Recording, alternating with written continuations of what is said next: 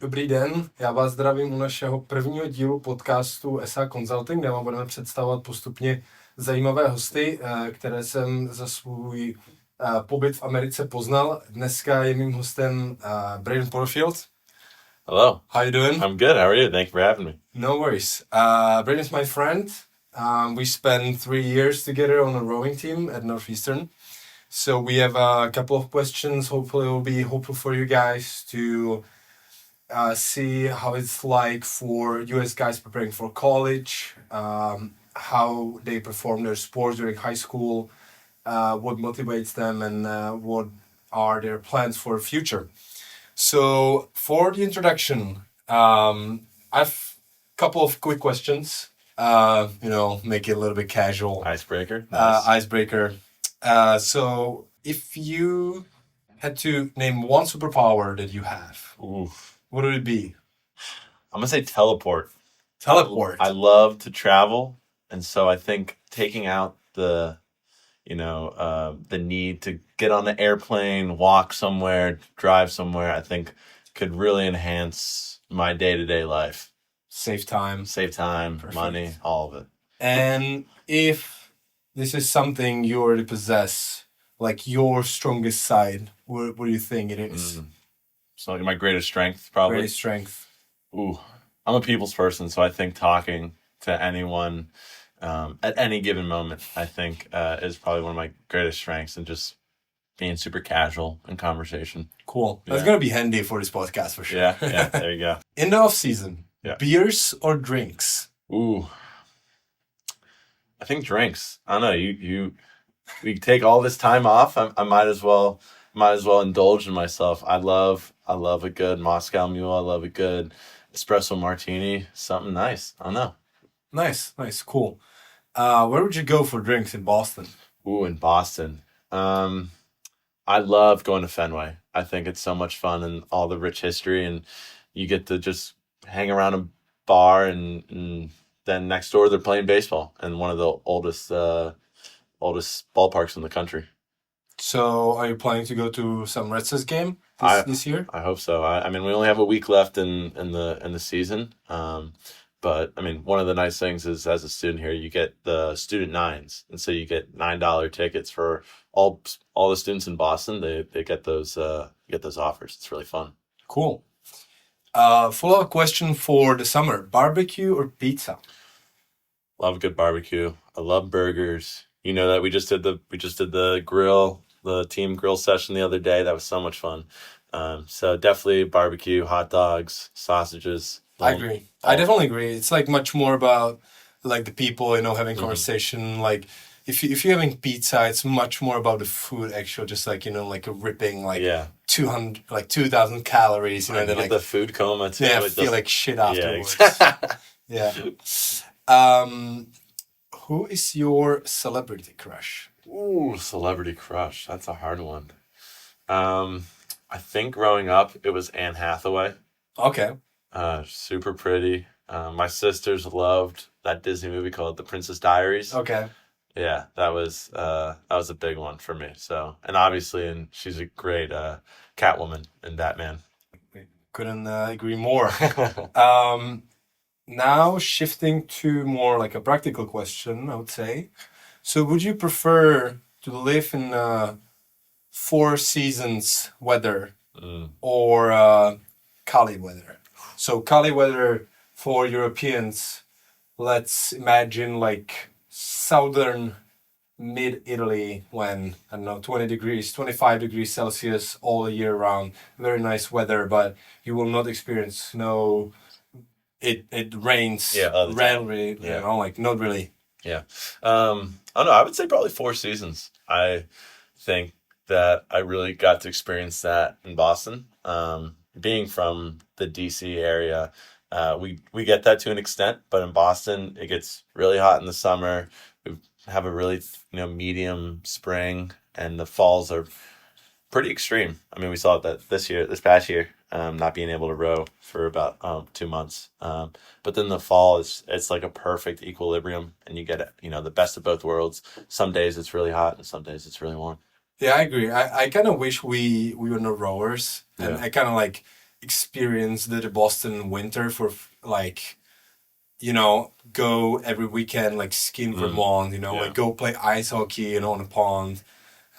Just like, I don't know, even like, just like go, how do you call it? Like when you're using something to go downhill, like not on the skis, but like, like a sledding. Like a sled. Yeah, like sledding, just like mess around in the snow would be kind of nice, but like with our schedule and obviously our, like, let's say, when you trying not to get injured, it's very hard to do those stuff. For sure.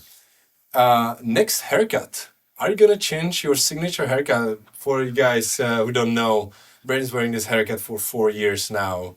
So are you planning to make any change? Yeah. I don't know. I think I had a pretty decent high and tight, as they call it in the US, which is just basically a buzz cut and some variation on top. But no, I enjoy my long hair. I think obviously the mullet is kind of, I've outgrown it, so I'm trying to keep veering away from it a little more and more. But I do like the long hair. I like it a lot. Nice. Yeah, I think you should stick to it. Saw a few pictures before you came to college. Yeah. And I noticed that you're wearing a Celtics t-shirt. So it's kind of, I would say, like, why are you wearing a Celtics shirt right now? Especially after they got eliminated pretty quickly. That's true. The reigning champs did get eliminated in round 2 of the Eastern Conference semis. Yeah. No, I think having a sense of pride in Boston is super impactful. I'm actually not the biggest Celtics fan, but I do love supporting a home crowd. I mean, obviously, I'm from the DC area, so I support most of the DC teams there. But no, I like being prideful and where I am, where I'm from, and just supporting others that are around me. Cool. Would you say the Boston pride, because Boston is definitely known for being like a sports city. Mm-hmm. You can find, it's a huge hockey city, which is not that usual. It might be interesting for Czech people, like especially because we live for hockey. Mm-hmm. But hockey in the US is like sport number 6, number 5, let's say. So having such a big hockey base in Boston, it's kind of unique for the US.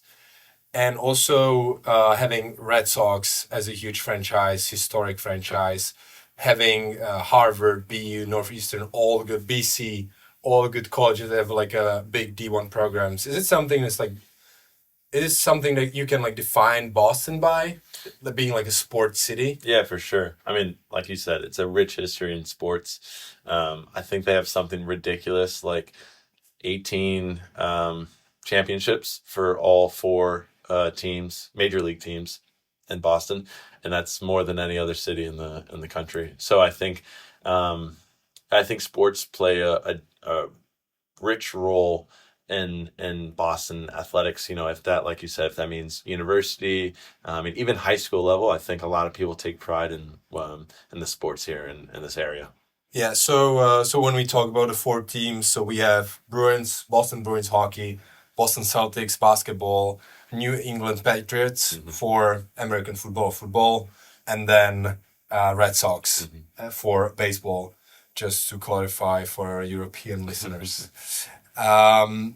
Okay, last question for this, I am really interested, how would you compare this to DC? DC, for me, I've never been, but I definitely want to go. What I'm hearing is like kind of like a mixed opinions on DC. Some people say it's kind of like a city without a soul, because there's so many like government buildings, and like the whole identity, it's kind of created by the government and by the White House, and people are going to see those buildings, but not really because of its DC, but because of those like institutions. Yeah. How would you compare it with Boston? Yeah, I think it's very similar. It's a metropolitan city. I think one of the major differences is there's not like skyscrapers or anything like that in DC.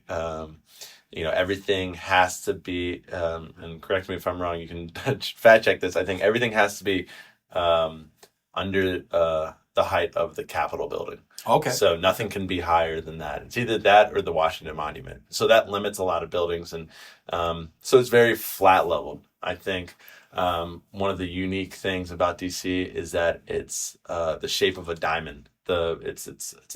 Basically it's not territory, but it's not a state. So and that people in Europe might not know that, but so it's very much on a gridlock system. And so I think that comes with what you're saying. It's kind of soulless. It's run by the government, but it's fueled by tourism, and there's a lot of the money that goes into back into DC is coming from tourism and obviously the government.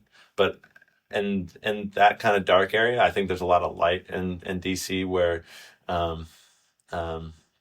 there's plenty of families that are flourishing in that area, and they're revitalizing a lot of unsafe neighborhoods, either if you want to call that gentrification or if you want to call that revamping the area and making it nice again.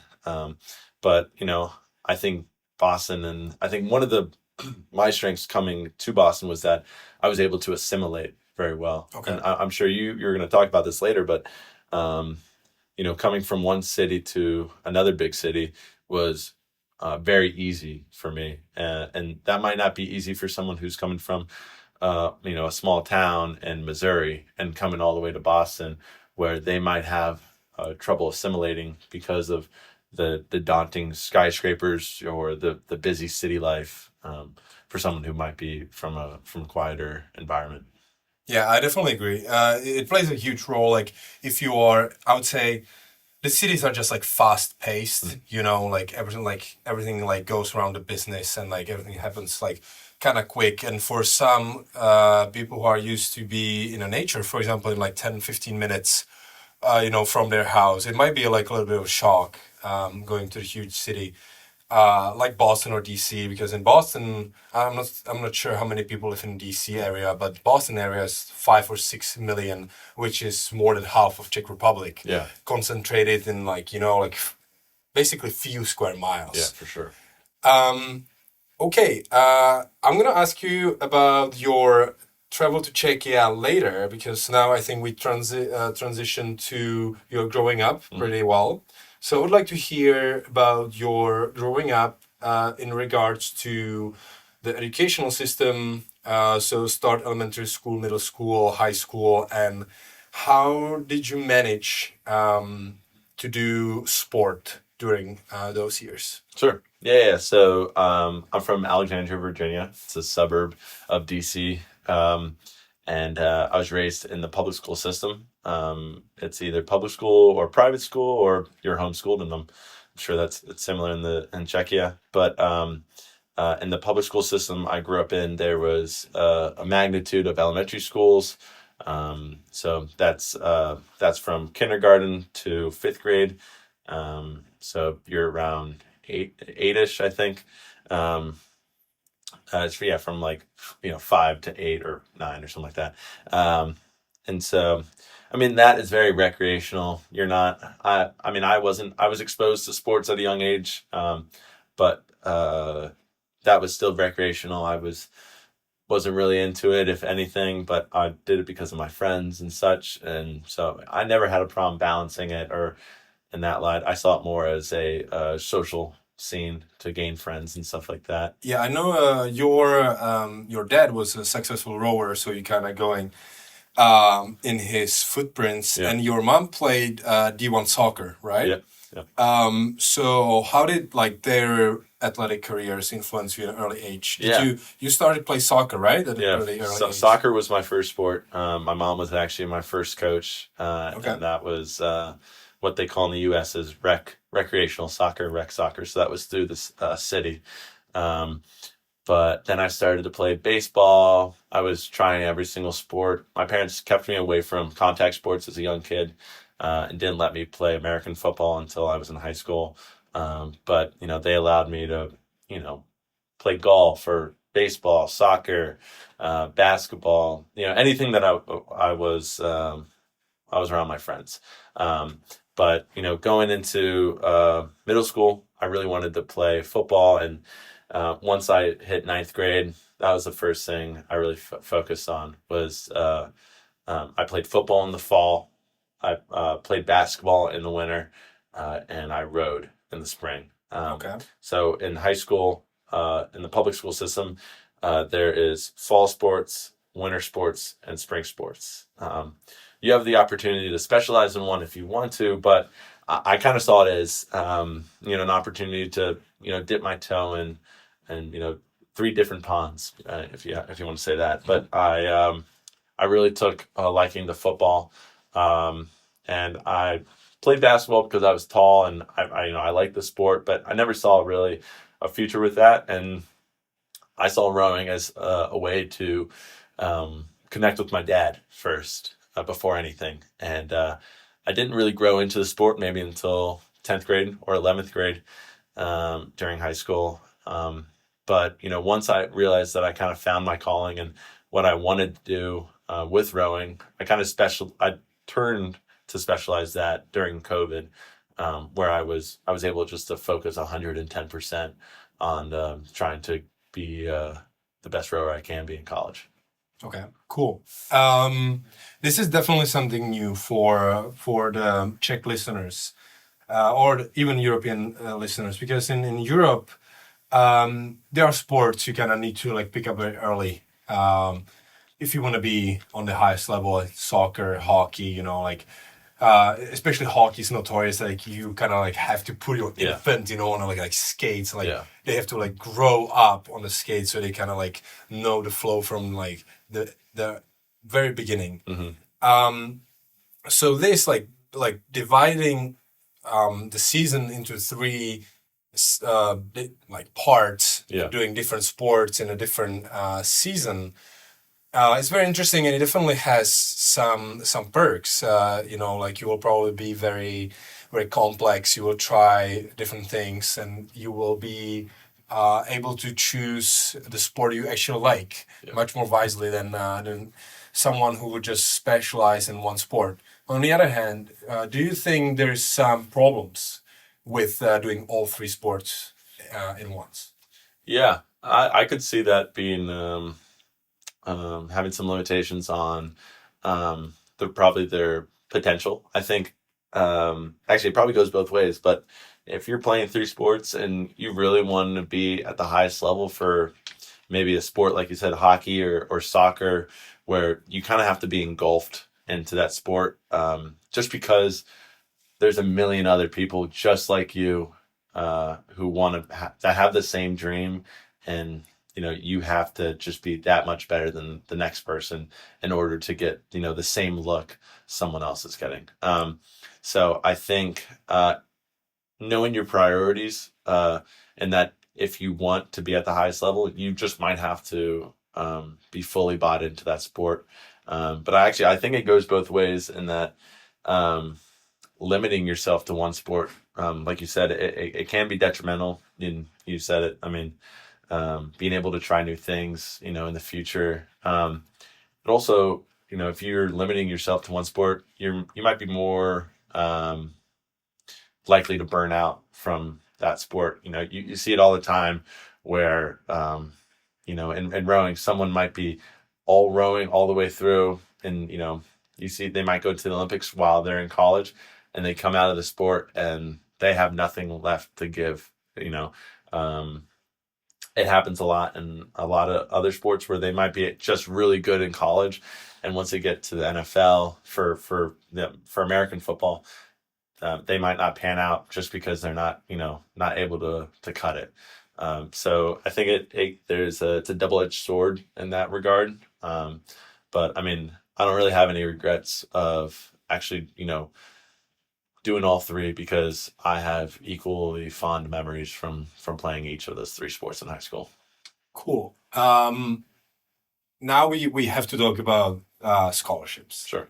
That's a huge thing in the US. What I feel like from the society in the United States is that even before your kid is born, you're already kind of thinking where your kid will go to college. It's such a huge thing in US, Obviously, in Europe, most of the time you go to state school where you pay nothing. Yeah. So for us, it's not a huge deal, you know. Like, yeah, I'm gonna go to this college. I don't really care. I can take 2 gap years. I don't really care because I don't have to pay anything.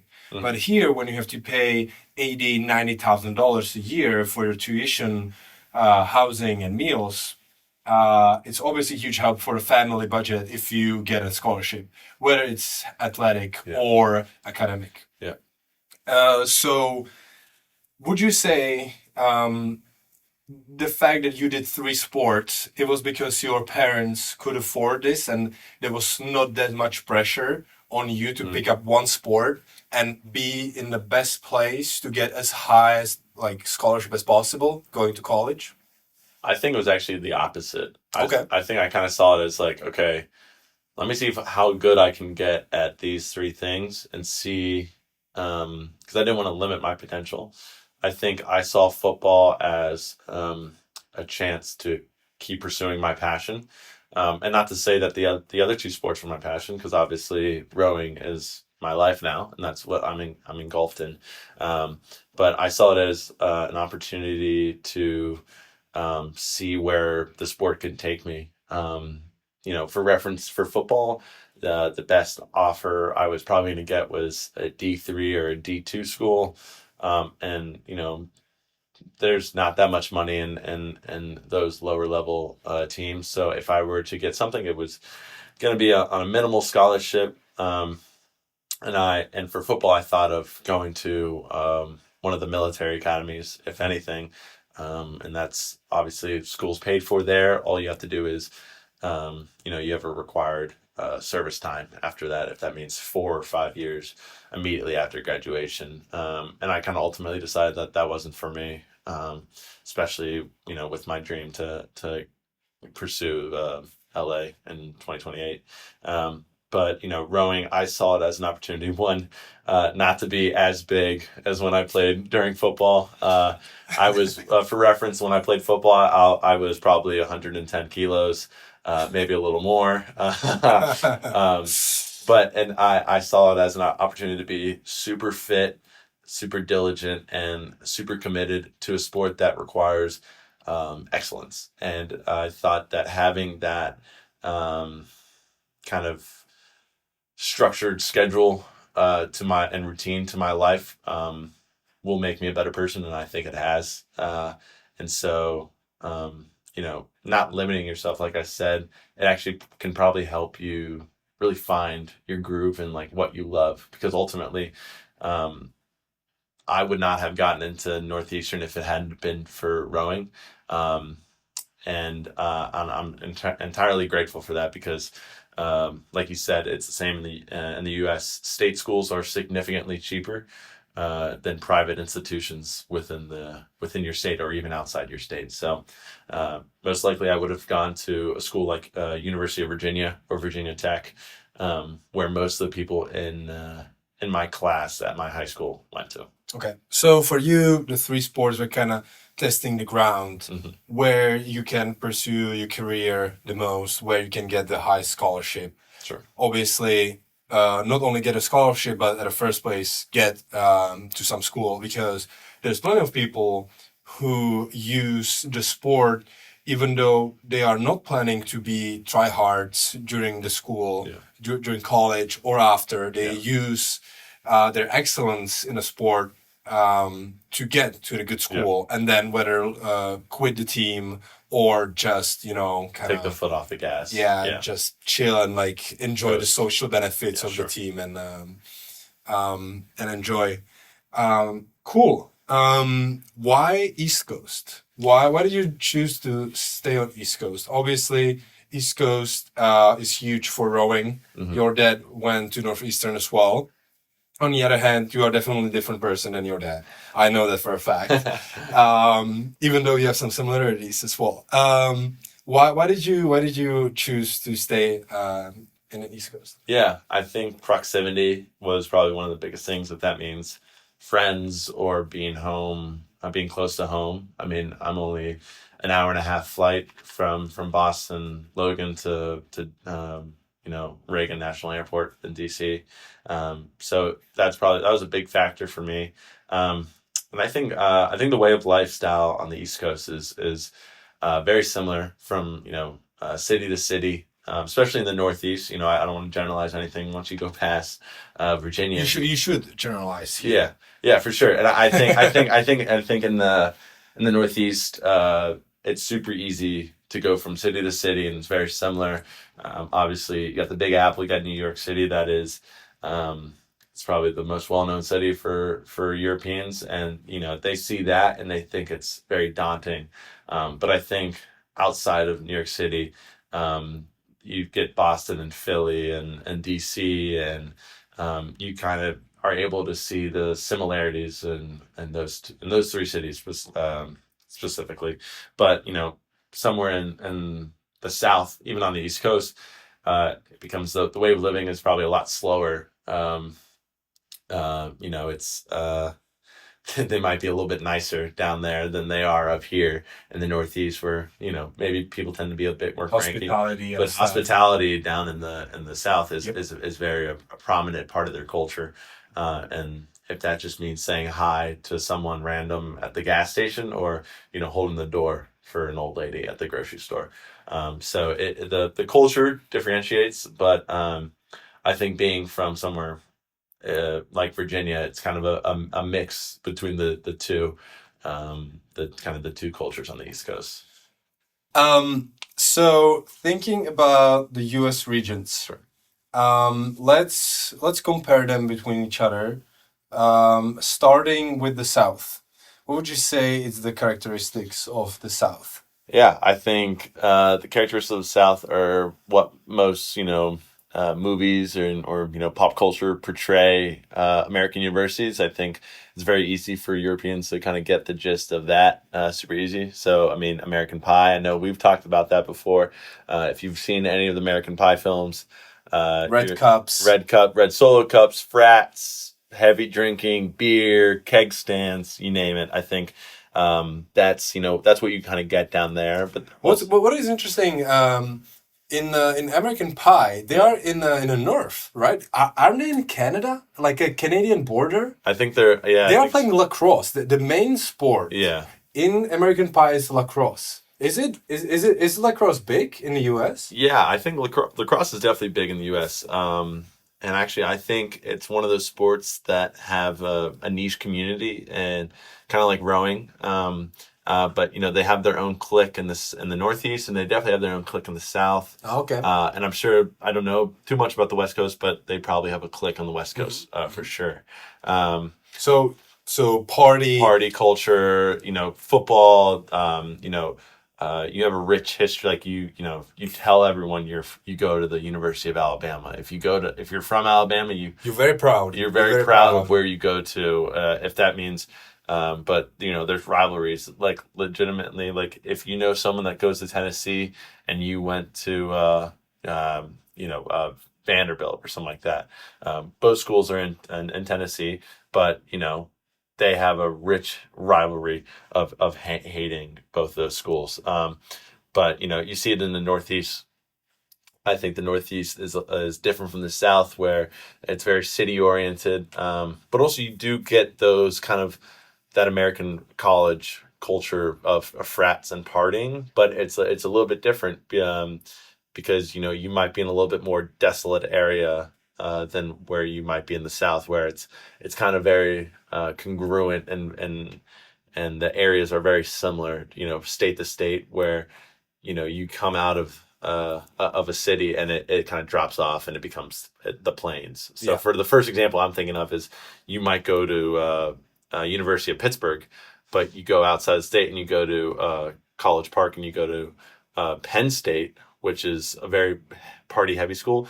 The cultures might be a little bit different, where one's in a city and one's kind of in the plains, nestled in between mountain range. So, but in the West Coast, I think it's a mixture of those two. It's very laid back, surfer vibes, hang loose, but there's also lots of business startups. Business oriented. You get a lot of technology, Silicon Valley. You have different industries that are out there. And that's kind of, the melting pot in between the two, where people are having a good time, but they're also working pretty hard. And the Midwest, kind of unique, right? It's like also they are similarly proud as the Southerners, where usually, many times the town is basically the college. The city is the college. Like I've seen examples like Madison, for example, a huge college town. Like what is it, like 70% of the town is actually employed by the school. That's something like I probably like unthinkable in Europe. When maybe there are some examples like that, but in Midwest you actually have many cities like that when people live for the college, they live for their society, and they're very proud. Similarly, like in the South. But is there any difference between the South and the Midwest, or is it more like a preference? Midwest probably more cold, right? You're probably getting the 4 seasons, not as much in the South. You're very landlocked. I mean, it's you're probably exposed to a lot of environment, the environment, and if you want to be in a setting where you're only 10 minutes away from hiking or being out in the wilderness, I think that is very similar to being, corn-fed on a farm. You like that lifestyle. It's very quiet out in the Midwest. Obviously there are cities in the Midwest like Chicago or Milwaukee, or Kansas City, stuff like that. But I think other than that, it's very, very farm, not farm based, but it's the plateau. There's not that much out there.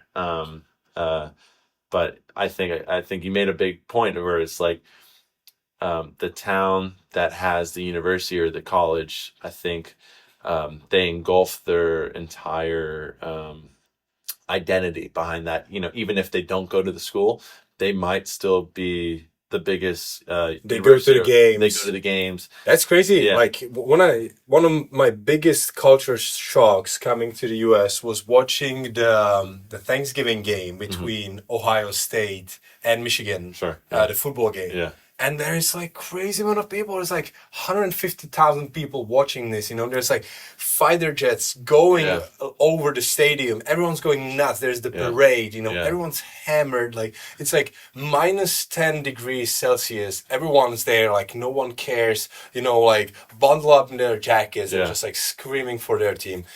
That's like in Europe where there's no university sport. This is something like absolutely crazy, and it must be really cool to like live in this society. Yeah, for sure. So just go over it very quickly. We can say that the East Coast is for someone who is very determined, very motivated. He wants to do business, finance, consulting, biotech. New York, obviously, Boston is a huge area for those businesses as well. Yeah. In the West Coast, it's kind of like a mix. You want nice weather, you want to be chiller, you wanna have a society, but there's still many opportunities in the tech industry, in the businesses, LA, Silicon Valley, San Francisco and stuff. The South, we can call it whoever wants the real, like the American university experience, go to Miami. Social life is huge. Party. But let's say, it doesn't have to be a rule, but let's say your ambitions to break into like Wall Street or something your chances are probably a little lower than going to Ivy League on the East Coast. And then the Midwest, we can call it, again, huge society. The towns usually live for the university, and you kind of like out there in the wilderness, close to hikes, nature, national parks and stuff. For sure. Cool. What are your next plans, considering what we all talk about? Why and how did you end up on the East Coast? What's your next plan right now? Yeah. So I just graduated with a combined major of business administration and psychology with a concentration in marketing. And I'm going to stop you right here because it's also very unusual for Europeans. Combined major. Yeah. What does it mean? How does this work? Yeah. So you kind of have a lot of choices at American universities to, major in one field and then do a minor in the other. And so major just means you're doing a lot more class requirements for that field, and then a minor, it's not as much of a course load for that. But then you also have a concentration where that might not be a major or a minor, but you might have to take a couple extra classes to have that a part of your degree. So it's just about having this on your final degree, on your diploma. So I was business major with concentration in finance. And with a French minor. Sure. So for your future employer, it means I can speak French. Yep. I'm good in finance, and my general focus is business. Business entirely. So and I think a lot of things can be misconstrued. A lot of people, their final degree or their final major, a lot of times people don't end up getting jobs in that, directly in that field, just because I'm just really good at one thing, but that doesn't mean I'm not good at the other. So I kind of just chose combined. There's also double majors where you can do the same course load for one major for the other. I kind of wanted to do a combined. It's not as much as a major and a minor, and it's not as much as a combined major. So I kind of had a combined major where I've had a little bit more requirements than the normal student would have. But it still got me the ability to try lots of classes in the psychology field and in the business field while still maintaining a concentration in marketing. So, obviously my main focus is to find a job in one of those fields. But more importantly, like I said earlier in the podcast, I really want to, strive for, the Los Angeles Olympics in 2028. So my tentative plan right now is after doing the U.S. U23 team again this summer, I'm going to move out to the San Francisco area, and where one of the unofficial U.S. training centers at California Rowing Club in Oakland. So I will be able to pursue my dream of becoming an Olympian, but also they base the entire system for people who have 9-to-5 jobs where, I will be working. I will have to structure my day around work, but also make sure that my athletic goals still are met. Yeah. That's really cool. I think we are pretty much done here. I would just like to conclude for our listeners, because what I'm getting from this podcast, from this interview with you, is that you guys in the US are, I would say, much more, you're looking more to the future, in Europe, this is definitely not a pattern for everyone. But I see people being very reluctant to choose their path until the last moment, not really think what is going to be after this moment. And you strive in 3 different sports to test out the waters, see where you at, where is your biggest chance to get a good scholarship and get to the top university, which Northeastern definitely is. And then you also thought about the life after Northeastern when you chose basically 3, I'm not saying 3 majors, but 3 concentration in different fields, where it gives you a good flexibility to looking for a job. So this is something I would like to point out for our listeners who'd like to prepare for a similar thing, because this is something that will differentiate you from the others. Yeah. Being able to excel in different fields.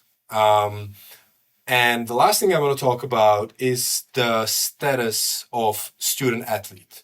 For Europeans, completely, unknown, unfamiliar, let's say, how would you call it? It's almost like an aura. Yeah, again, it's a status. You hold yourself to a higher standard than you might normally do. You wear. It's not just a description of you. It's like your it's a pride. It's your identity. Yeah, your identity. Exactly. Yeah, I mean, in the U.S., you're given a backpack with your school and then the name on it, and everyone wears it. Everyone wears it. I think it's a differentiator. You walk across campus and you can tell, at least here, who has that Under Armour backpack or not. And I think as athletes, some people might be ignorant and not realize that others are looking. But I think as a student athlete, you do have a target on your back. You are seen as a definitely not as a higher, but you are seen as different, as different from the general student population is what I'm trying to say. And so I think like there is a sense of, like I said, pride a bunch of times, but pride being a student athlete, it's probably one of the hardest jobs on earth, to be able to balance being a full-time athlete and also a full-time student. Yeah, definitely. So I definitely agree with you. It's something you should be proud of, and it's something that definitely helps you. On the other hand, you probably hold to a higher standard than the others. There's people expect a lot from you. For sure. And in the US, our course load is designed that we do usually 20 hours. The training hours are 20 hours a week of training, plus if I'm not mistaken, each class is around 10 hours a week. Yeah. So usually you take 4 classes a semester. Yeah. So you need to combine 40 hours of studying, whether it's in a classroom or on your own, which is basically 9 to 5 job, plus 20 hours of high level sport, which is definitely tiring. But then even I saw a couple of clips from podcasts when like employers are saying the first thing I'm looking for is if someone's a student athlete, because they are able to work under pressure. They are very careful about their time. Collaborative, communicative. Exactly. A lot of attributes I think employers look for are the same that people kind of get entrenched in them once they become a student athlete in college. Very nice. Yeah, this is exactly why I named this project Student Athlete Consulting. Yeah. Because we strive to prepare people for this challenge, but it will definitely make them stronger. Yeah. So thank you, Braden, for this wonderful interview. Thank you. And good luck to your next chapter. Appreciate it. Thank you. Thank you.